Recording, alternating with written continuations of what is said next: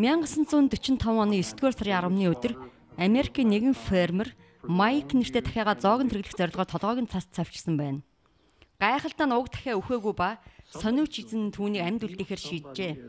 Майк үүнээс хойш 2 жил гаруй амьдэрсэн бөгөөд эзэн түүнийг тусаагаараар хоолддог байсан. Түүх ингэж хэлжээ.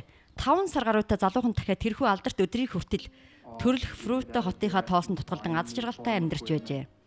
Тэрхүү өдөр түүнийг оройн зоогонд бэлтгэр эзэгтэй Клара Ойлсон төлөвлөж түүний нөхөр нь дэгдээхийг хайруулын таван зориулын янзлахаар болов.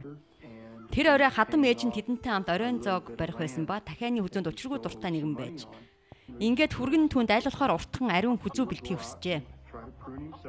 Цавчилт мэрэгжлийн мэт гүйцэтгэдэг нь дэгдээхээ мухар толгойтой их бий болж хувирв.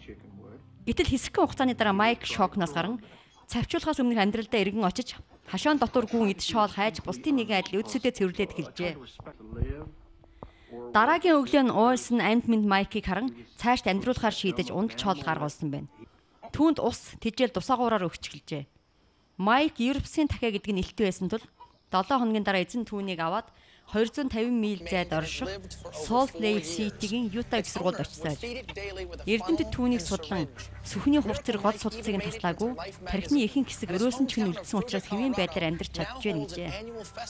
Гайхамшиг дахиаг бүгд үзэх ёстой хэмээн Ойлсон шийдэж Нью-Йорк, Атлантик Сити, Лос Анжелес, Сан Диего хотуудад үндэсний хэмжээний аялал зохион байгуулсан байна.